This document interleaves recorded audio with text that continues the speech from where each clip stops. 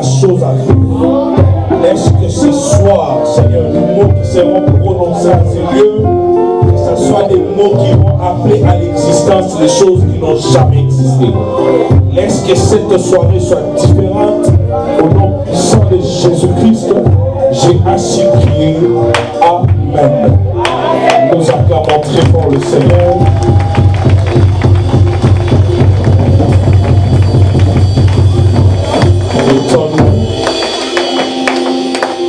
Alléluia.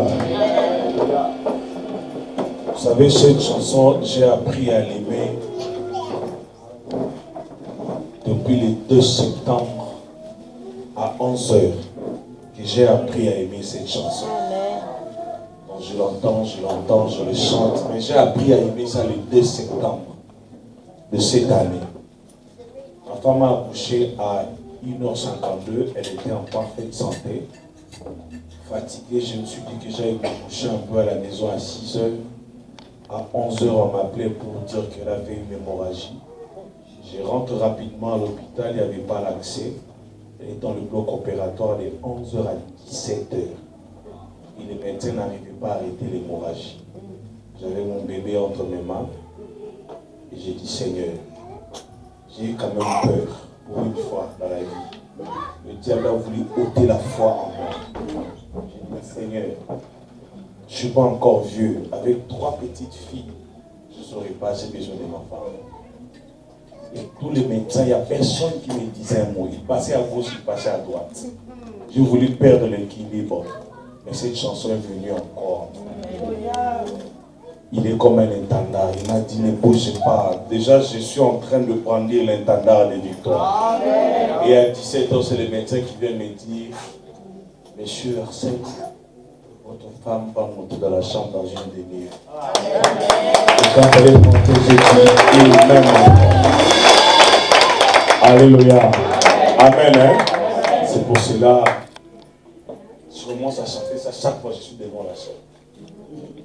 Pour dire à quelqu'un, il ne t'a pas oublié, il t'aime encore.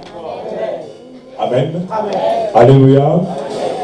Par le respect du papa de la maison, je bénis le Seigneur pour la 2e fois que je suis invité encore à l'église. Et je dis merci beaucoup à Pasteur Méric pour la confiance. Amen. On était passé un dimanche du mois de juillet. Moi, j'ai même oublié le mois. Heureusement, le pasteur m'a rappelé. On était passé un dimanche. Mais je vous ai trouvé plus nombreux qu'aujourd'hui. Donc, ce qui veut dire, demain, il faut dire aux autres de venir. Amen. Amen. J'ai trouvé, les jours où je suis venu, il y avait d'autres qui étaient debout là-bas. Donc, je ne vois pas des gens qui sont debout. Donc, appelez les gens pour qu'ils soient debout là-bas. Amen. Hein? Merci beaucoup, Pasteur Méric. Merci aussi à tous les collaborateurs qui travaillent avec le Pasteur Méric. Au centre, tous les fidèles, je vous dis merci. Merci aussi à sa femme. Vous savez, des fois, les choses se passent dans la chambre. Je vais inviter des personnes. Non, je ne l'aime pas. Si mon mari n'aime pas, c'est devenu une guerre, on laisse. Merci aussi à sa femme. Amen. À tous les diacres anciens, ou quel que soit le rôle que vous jouez à l'église. Merci beaucoup pour la confiance et de me donner la chair pour être encore devant vous. Amen. Je ne veux pas quand même passer à mon vitesse directement. Je tiens à remercier aussi la présence des hommes de Dieu. Je commence par celui qui n'est jamais venu dans l'église.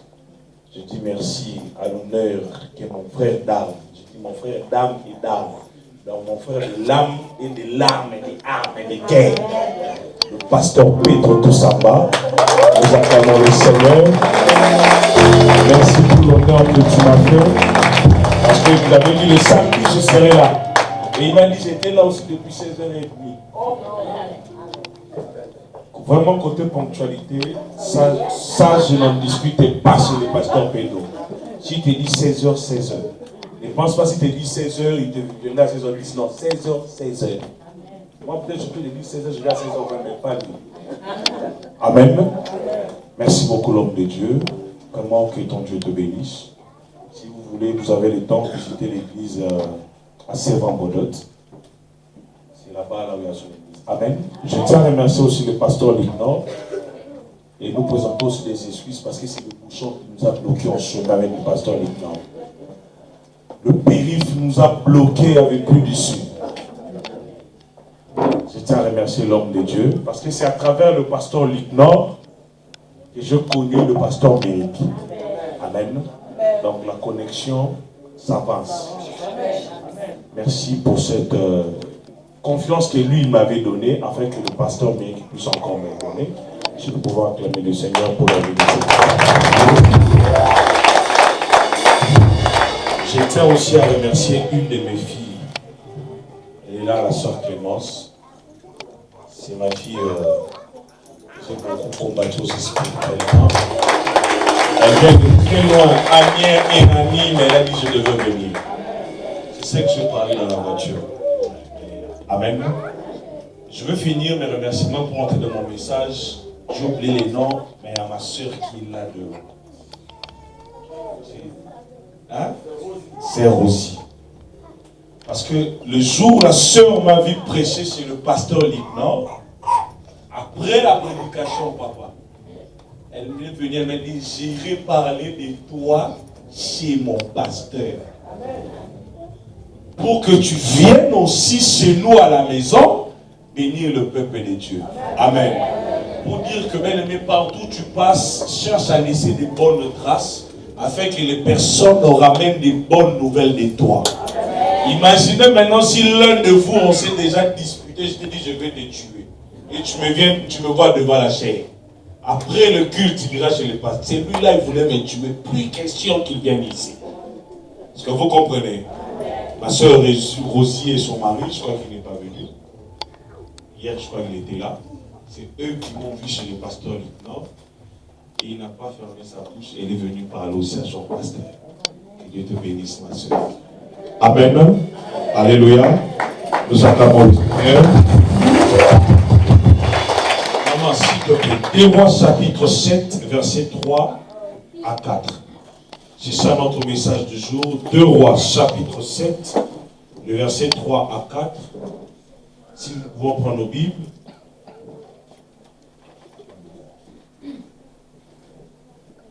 Ne vous dérangez pas, le pasteur Pedro a une urgence, il va partir.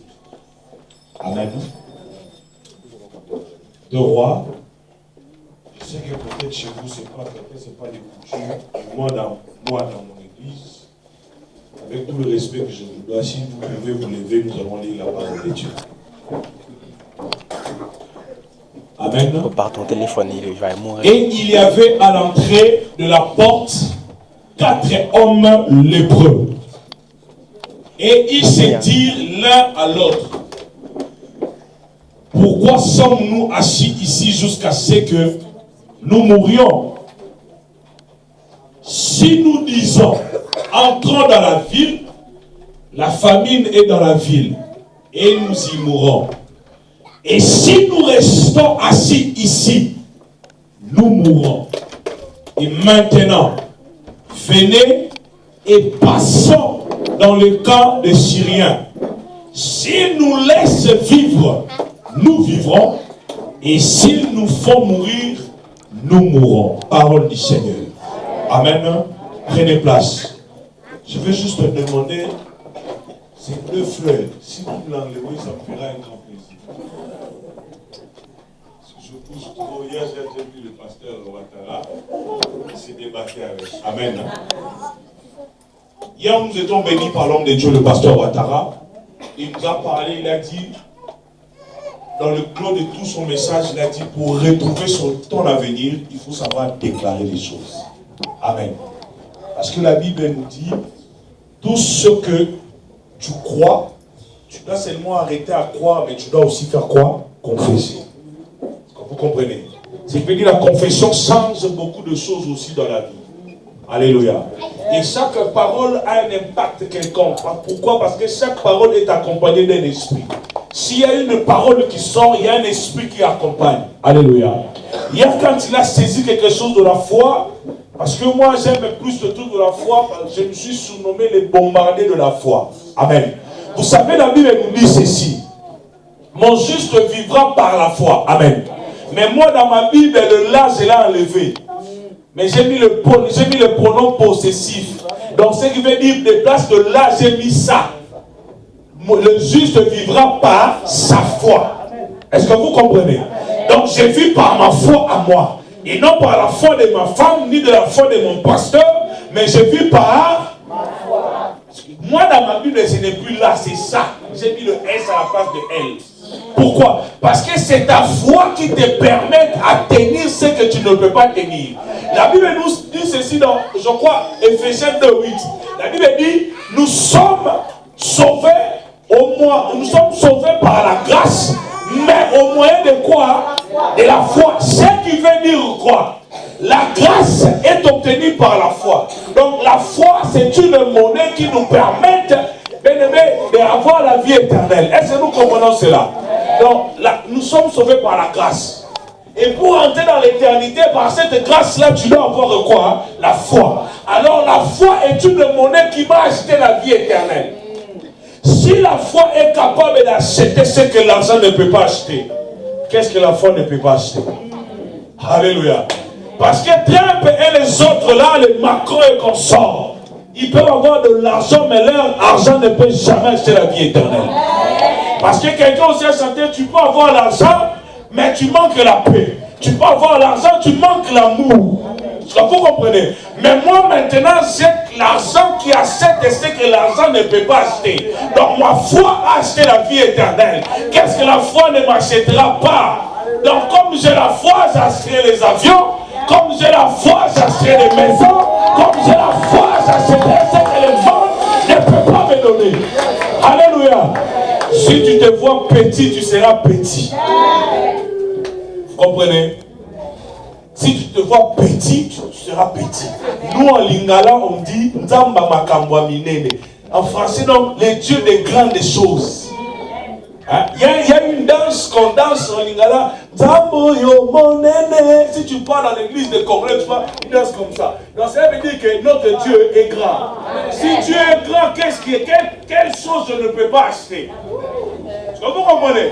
Donc si il y a le pasteur Ouattara dit, si tu demandes l'avion, tu ne l'as pas, ça ne veut pas dire que Dieu est escroc. Non.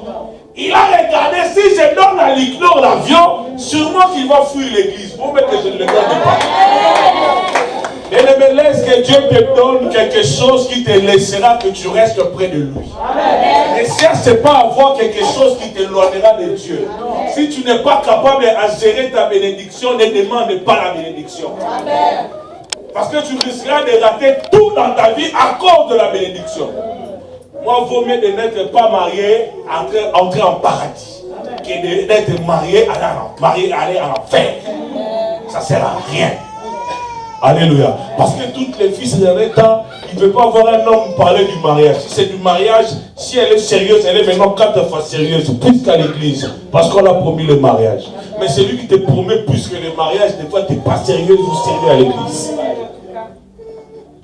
Alléluia. Et moi je dis que bien aimé, la foi c'est une main qui me permet d'atteindre là où je ne peux pas atteindre. Je suis limité ici, mais la foi transperce le mur. Prends l'argent de l'autre côté et il les ramène dans ma vie. Il faut des fois arrêter de pleurer à chaque fois. Il faut essuyer vos larmes. Alléluia. Que le nom de Dieu soit béni parce qu'il y a quelqu'un, il y a un visage que je cherchais, je n'ai pas vu. Même dans la voiture, quand on venait, je venais avec le pasteur Lino, on a parlé de ça. Je suis arrivé à la maison à 6 h. Vous comprenez? Je suis sorti depuis 8 h, je suis allé au travail ici. On a quitté ici à 3h30 pour aller à la veillée dans notre église et revenir à 6 h. Donc quand j'ai vu ma femme depuis 8 h, je l'ai revu aujourd'hui à 6 h. Tout ça pour l'œuvre de Dieu.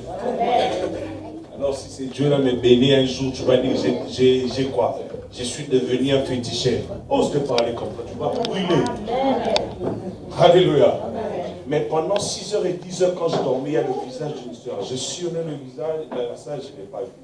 Et si demain je vois ce visage-là, si je ne vois pas, je garde le visage. Le jour où le Seigneur me fera grâce, cette soeur-là, je ne verrai pas. Amen. Arrêtez de poser des questions de foi. Je sais que jusque-là, si le Seigneur a donné, c'est qu'elle retrouve ton avenir. Cela veut dire que tu avais un avenir, mais tu l'as perdu à cause de circonstances. On ne retrouve que quelque chose qu'on a perdu. Alléluia.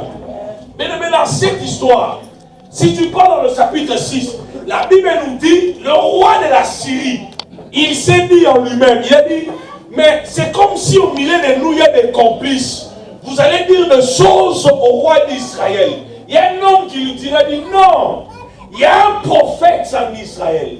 Tout ce que tu dis dans ta chambre, il entend et il dit au roi. Le roi donna l'ordre à chercher là où il est, attrapez-le, ramenez-le-moi. Quand ils sont arrivés, ils sont assujettis là où le prophète était. Qu'est-ce qui arriva? Le serviteur du prophète, il sort. Il a vu des grandes armées. Il entre. Il a dit, mais Élisée, dehors. Pas possible. Il a dit, mais pourquoi tu as peur? Il a prié pour ses yeux. Il a vu l'armée céleste était plus nombreuse que l'armée qui était à l'extérieur. Ah, après, le serviteur était rassuré. C'est pour cela que la Bible dit, notre prédication ne consiste pas seulement à des discours persuasifs, mais à la démonstration de la puissance de Dieu. Il faut que nous puissions voir la puissance de Dieu pour que nous puissions témoigner la grandeur de ces dieux-là. Quand il a vu cela, il a dit, bon ok, je ne vais pas les tuer, mais il les a aveuglés. Il prend toute l'armée, il les conduit jusqu'à chez le roi d'Israël. Après, il lève la, il les a ouvert le ciel. Il se retrouve en Israël. Le roi dit, nous allons les tuer. Le prophète dit, ne leur tuez pas. Donnez-leur à manger, à boire, laissez-les aller. Ils sont partis. Je suis sûr, quand ils sont rentrés en Syrie, ils ont rencontré ce qui était arrivé. Alléluia. Mais il y a d'autres combats dans ta vie, tu n'as pas fait un effort, tu as vaincu. Le monde des ténèbres ont su que réellement tu es un Dieu. Mais tellement qu'il ne baisse jamais les bras, il vient toujours pour embrayer ton avenir. La Bible dit dans Jérémie 31, verset 15 à 17, quelque part, la Bible dit, Rachel pleure ses enfants. Pourquoi? Parce qu'on les a enlevés, on les a menés en captivité. Mais la parole fut adressée à Rachel. Dieu lui dit, ne pleure pas, car il y a de l'espérance dans ton avenir. Alléluia. Je vais dire à quelqu'un, ton avenir est assuré et il y a de l'espérance. Qu'il veuille ou pas, moi j'aime ça. Comme il y a un homme de Dieu qui dit, bah mataba kita, yambalo yokoratete. Le français, des fois, je cherche ça. D'autres termes, alléluia. Donc, que le monde des ténèbres monte et qu'il descende, qu'il veuille ou pas, cette fois-ci, la main de l'Éternel ne ratera jamais. Alléluia. Donc, ça veut dire, même si je parlais, c'est comme si je suis faible. N'oubliez pas que derrière moi, il y a une main. Et quand cette main-là va sortir, ça va se rater jamais. Alléluia. Mais ils ont vu la main de Dieu. Mais après, le roi s'est décidé, il a dit non. Allons maintenant cerner Israël. Ils sont arrivés, ils ont cerné Israël.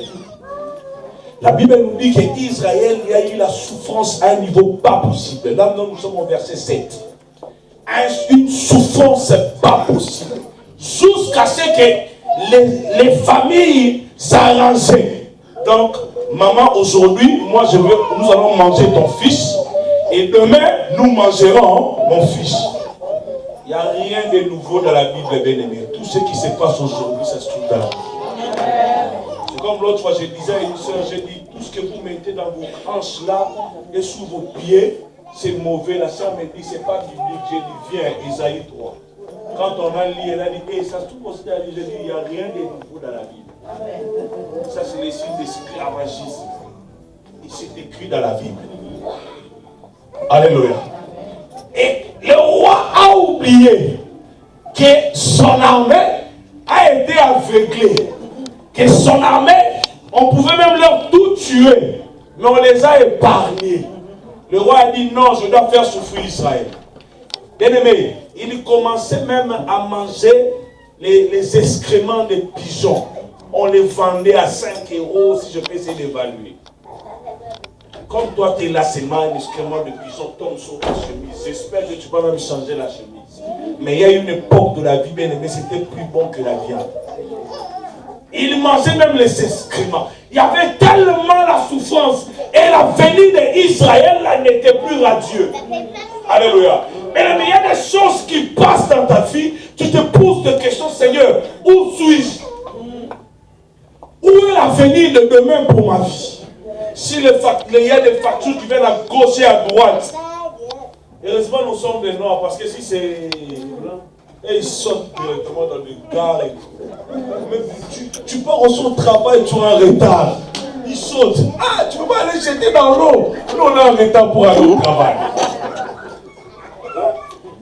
Tu vois la facture qui vient, tu reçois un appel, et quelqu'un qui te dit cela, on ne se limite pas, on t'appelle encore à l'école, oh ton fils a fait ceci, on te dit encore ta fille cela, là où tu es, tu te demandes, mais Seigneur, qu'est-ce qui arrive dans ma vie? Israël s'est retrouvé dans une situation où il s'est demandé, mais Seigneur, nous sommes où? Tu sais, quand il y a la souffrance, quelqu'un n'arrive même pas à voir que demain Dieu l'avait dit, tu serais une grande personne. Toutes ces choses-là sont effacées.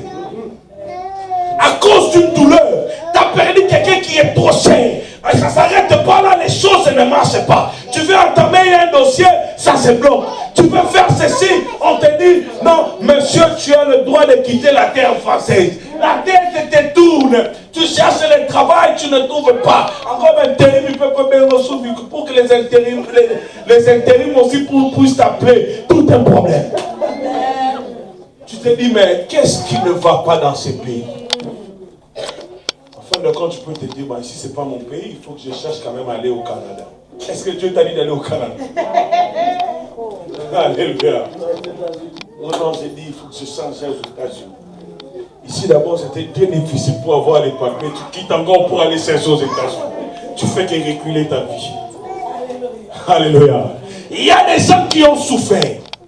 Il y a des choses que tu traverses. Je ne connais pas ce que tu traverses. Mais je sais qu'il y a un vent noir qui vient dans ta vie. Je sais qu'en ce moment que je parle, bien aimé, tu te poses des questions. Pourquoi il n'y a pas de chemin de sortie? Vous savez, des fois dans le salles, il y a la porte principale, il y a d'autres portes de l'équipe issue de secours.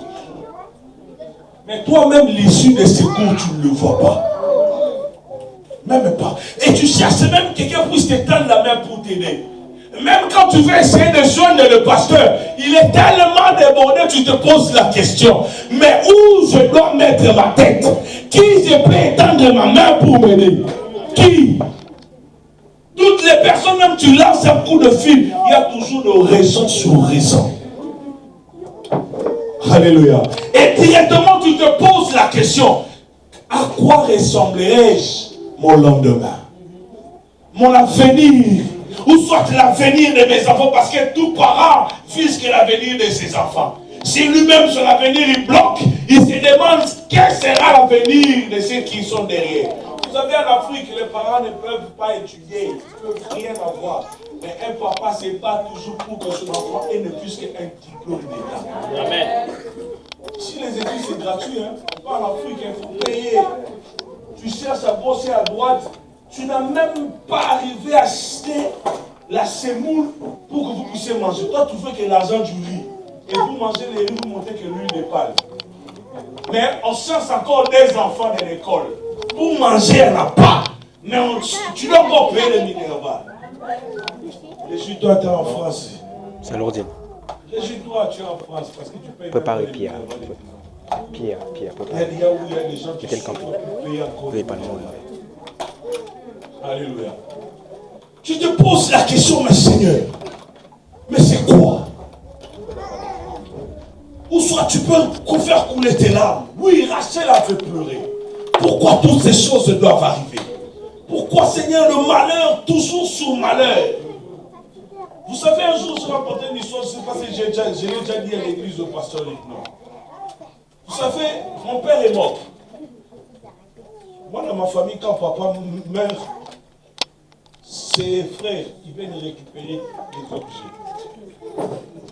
Oui. La famille de mon père se venait. Telle voiture. Bon? Moi, je veux savoir la parcelle, moi. Quand on met à l'extérieur, dans la rue, je dis bien dans la rue. Moi, ma mère et ma petite soeur, c'était encore un bébé. Parce que moi, ma petite soeur, on a un écart de plus de 17 ans. On est qu'à deux. Dehors. Pourquoi? Parce qu'on a dit à ma mère, je suis le frère de mon père. Ma mère a dit, je suis chrétien. Jamais je peux tu ne veux pas, d'ailleurs tes enfants ne vont rien rapporter dans notre vie. Toi et tes enfants. Ma mère avait un d'être opérée. Quand mon père est mort, elle a fait une rechute. On devait encore réopérer. Elle était en train de boiter. Une femme qui n'a jamais su comment vendre, ni même faire un petit commerce. On devait maintenant aller dans la rue avec un garçon qui a des cheveux tressés, moi, avec des boucles d'oreilles, qui se prenait déjà pour un Jordan du Congo. Maintenant, ce n'est papa n'est plus là. Il faut maintenant chercher à manger pour ta mère et ta soeur. Elle est en train de boiter. Tu te dis, est-ce qu'il y aura un avenir pour ma vie? Élève. À l'époque, élève, même pas encore diplôme d'état. Ici, on appelle ça le bac. Même pas. Tu apprends maintenant à faire des porte-à-porte, pas pour l'évangélisation, mais des porte-à-porte pour demander, est-ce qu'il y a des assiettes à laver chez vous? Pour gagner quelque chose à manger avec ta mère et ta petite soeur. J'avais un pantalon. Je disais un pantalon. Moi, j'avais surnommé ça les enfants d'Israël. La fille, elle rit parce qu'elle connaît l'histoire. Et ce pantalon-là avait des trous. Pasteur Méry, juste ici, là et là. Des trous. Pourquoi? Parce que j'ai tellement porté, tellement lavé, tellement porté, tellement lavé. En plus, c'était qu'une seule couleur. Mauvaise couleur, la couleur jaune. Il fallait que ça soit noir, même si c'est porté, les gens ne vont pas comprendre. Mais c'est la couleur jaune. Ils savent qu'il a que... Là, on s'est donné la vie dans le Seigneur. On suit le Seigneur. C'est pour cela, moi, j'ai dit à Dieu, Seigneur, si les autres font l'évangélisation, et moi, je fais l'évangélisation VIP. Parce que si Macron il vient là avec son argent, avec jet privé, moi, je descends jet privé. S'il gagne une Mercedes, moi, je gagne un Lamborghini. S'il fait descendre 1 million, moi, je mets 2 millions. Donc, ça veut dire qu'on est à égalité. Mais il y a quelque chose qui est différent. Moi, je parle de Jésus. Lui n'a pas Jésus. Alléluia. Oui, parce que si tu n'as rien, il pense que tu vas demander. Non, j'en ai, mais je vais te donner ce que toi, tu n'as pas. Prière. L'onction, c'est sous là au culte. J'ai oublié que les femmes d'Israël, non. Les enfants disaient le pantalon jaune que j'avais. J'ai oublié qu'il y avait des filles derrière. J'ai porté des longues chemises jusque-là. C'était mon secret à moi. Et à cette époque-là, je n'avais même pas de basket. J'avais une babouche. Quelle couleur? Bleu en plus. J'avais 2 pantalons. Parce que nous, au Congo, on porte l'uniforme. C'est bleu-blanc. Pantalon bleu de nuit et un bleu marine et une chemise blanche. Mais tu ne pouvais pas porter ces pantalons chaque jour. C'est pour l'école. Mais mon pantalon jaune là, si ça s'est sali, tu dois les laver, mettre sur le fil, et puis il ne faut pas aller loin. Il y a les voleurs qui passent. Quand tu le mets sur le fil, tu prends la chaise, tu fais la surveillance. Jusqu'à ce que ça va se sécher, tu récupères. Vous comprenez? La surveillance. Et ma mère ne peut pas m'envoyer parce qu'elle sait qu'il surveille son pantalon. En fait, t'enlèves. Bon, mon avenir sur mes yeux était limité que sur ce pantalon-là. Mais je croyais à quelqu'un qui est supérieur. Je me suis accroché à la promesse de la parole de Dieu. Je n'ai pas cherché à accrocher à droite. J'étais là accroché. C'est pour cela que je dis, Rachel pleure, mais il y a de l'espérance pour ton avenir. C'est lui qui espère, les choses changent. Si les choses se compliquent dans ta vie parce que tu n'espères pas, apprends à espérer, tu comprendras que même si ça ne va pas, ça ira. J'ai aimé l'énigme hier que le pasteur a dit. Il a envoyé 4 de ses fils. L'un à l'automne, l'autre à l'hiver, l'autre en printemps et l'autre à l'été. Celui qui était parti en automne, il a dit, maintenant j'ai vu l'arbre est en train d'être séché. L'autre qui est parti en hiver, il a dit, mais l'arbre est complètement sec. Mais celui qui est parti au printemps, il a dit, j'ai vu des fleurs. Il y a eu maintenant des fleurs. Mais celui qui était parti en été, il a dit, effectivement, il y a des fruits. Vous comprenez? Donc cela veut dire que ce que tu traverses, c'est une saison. Et sache-le qu'après une saison, il y a une autre saison qui arrive.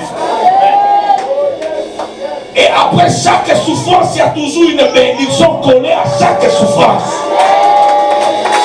Il ne faut jamais fuir la souffrance. Accroche-toi à cette souffrance. Je dis bien, accroche-toi à cette souffrance. La seule différence entre toi et un païen, lui, la souffrance le met par terre. Toi, la souffrance ne te mettra pas par terre parce que tu as un soubassement qui est Jésus-Christ. Accroche-toi. Je me suis accroché. L'onction à l'église, je finis mon histoire. Pasteur, mais j'ai oublié. Demain avec l'onction, langue, là-bas, mais deux mains au-dessus. La chemise, c'est